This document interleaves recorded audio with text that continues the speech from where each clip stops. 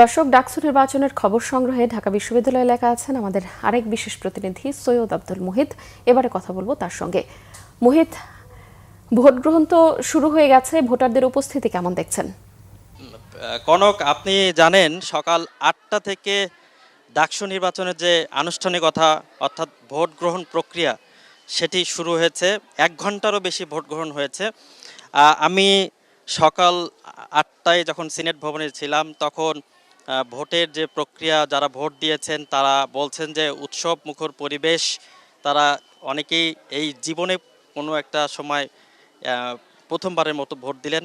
তারা বলছেন যে তারা 2014, 18 এবং 24 নির্বাচন দেখেছেন, কিন্তু এত সুন্দর পরিবেশে তারা ভোট দেওয়ার বিষয়টি তারা আসলে কখনোই উপলব্ধি করতে পারেননি। তাদের এই ভোট নিয়ে যে তাদের উৎসাহ উদ্দীপনা আপনি দেখতে পাচ্ছেন যে এটাই university government laboratory school and college এই কেন্দ্রে ঢাকা বিশ্ববিদ্যালয়ের শামসুন্নাহার হলে প্রায় 4,500 শিক্ষার্থী এখানে ভোট প্রদান করছে।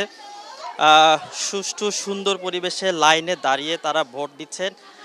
আপনি একটু খেয়াল করবেন যে আজকে একটু ভ্যাপসা গরম, তা সত্ত্বেও শিক্ষার্থীরা এখানে তাদের ভোট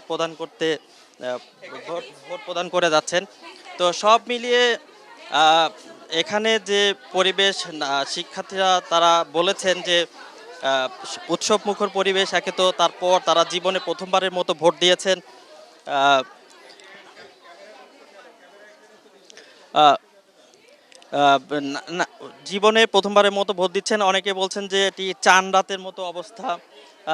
সব মিলে পরিস্থিতি বলা চলে উৎসব মুখর এবং পরিবেশ সুন্দর। আমরা বলতে পারি যে এখানে যে 4,500 শিক্ষার্থী ভোট দিচ্ছেন, যার ফলে ভোটারদের লাইন দীর্ঘ হয়েছে। প্রায় শত শত শিক্ষার্থী, অর্থাৎ যারা শামসুন্নাহার হলের যারা শিক্ষার্থী ভোটার, তারা এখানে অপেক্ষায়রত আছেন। অনেকে বলছেন যে ভোট দিতে গিয়ে কিছুটা সময় লাগছে, আবার অনেকে ভোট দিতে পেরে তারা যে আত্মহারা খুশি সেই বিষয়টি আমাদেরকে জানিয়েছেন। অত্যন্ত সুন্দর পরিবেশ। আপনি যদি খেয়াল করেন, অত্যন্ত সুন্দর পরিবেশে তারা ভোট দিচ্ছেন। দীর্ঘ লাইন, সকালে এসেই তারা ভোট দিচ্ছেন যাতে সুন্দর সুষ্ঠু পরিবেশে ভোট হয়। সেই বিষয়টিও যে এই কেন্দ্রের রিটার্নিং কর্মকর্তা তারা সেটি নিশ্চিত করছেন, যাতে কোনো ধরনের মানে ভিন্ন পরিস্থিতি তৈরি না হয় সেই বিষয়টি তারা তারা তদারকি করছেন সকাল থেকেই। আপনাকে একটু দেখাবো ভোট কেন্দ্রের বাইরে দেখেন শত শত শিক্ষার্থী তারা লাইনে দাঁড়িয়ে আছেন। ভেতরে যেমনটি দেখেছেন শিক্ষার্থীরা লাইনে দাঁড়িয়ে আছেন,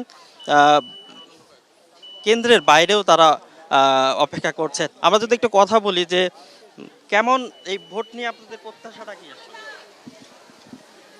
প্রত্যাশা যে আমরা ভালো মতো ভোট দিতে পারবো, কোনো ঝামেলা হবে না ইনশাল্লাহ। ডাকসু নিয়ে আসলে কি, মানে কেমন প্রার্থীকে আপনারা বেছে নেবেন? আমি চেষ্টা করব স্বতন্ত্র বেছে নেওয়া, কোনো স্পেসিফিক টিম সাপোর্ট না করে। আমার মনে হয় সব টিমই ভালো খারাপ সব মিলিয়ে আছে, তো দেখা যাক কি হয়। কতক্ষণ অপেক্ষা করছেন লাইনে? দীর্ঘক্ষণই অপেক্ষা করছি আসলে। অনেক লম্বা লাইন আর সবাইকে অনেক নিরাপত্তার মধ্যে দিয়ে যেতে হচ্ছে, তো এই জন্য একটু সময় বেশি লাগছে। নির্বাচন নিয়ে আসলে ডাকসু নির্বাচন নিয়ে আপনার কি আসলে অভিজ্ঞতা বা অভিজ্ঞতা তো শুরুই হলো। অভিজ্ঞতা হচ্ছে এবারই আমার প্রথম ডাকসু নির্বাচন। 19-এ তো ছিলাম না, 20-21 সেশনের স্টুডেন্ট। অবশ্যই অনেক এক্সাইটেড। এই যে লাইনের বিষয়টা কেমন, কত সময় ধরে লাইনে দাঁড়িয়ে আছে? খুব বেশিক্ষণ না, 20-25 মিনিটের মতো হচ্ছে। জি। আপনাদের এই ভোট দেওয়ার ক্ষেত্রে কোনো ধরনের চাপ বা কোনো ধরনের না, আমরা এখন ব্যক্তি স্বাধীনতা বলতে যে বিষয়টা আমরা এখন প্রয়োগ করব, তো আমাদের এরকম কোনো চাপ নেই। আমরা সব নিজেদের মতো করে যারা যোগ্য আমাদের কাছে লেগেছে আমরা সেই হিসেবে প্রার্থী নির্বাচন করছি। কনক, আপনি শুনছেন যে যারা শিক্ষার্থী যারা ভোট দিতে এসেছে তারা অনেক প্রত্যাশা এবং তাদের যে চাহিদা সেটি সেই হিসেবেই তারা এখানে দীর্ঘ লাইনে অপেক্ষা করছেন ভোট দেওয়ার ক্ষেত্রে। একটু ভিন্ন পরিস্থিতি আপনাদের একটু দেখাতে চাই। এখানে ছাত্র দলের যে ভিপি ক্যান্ডিডেট আবিদুল ইসলাম খান, একটু একটু আপনার কাছে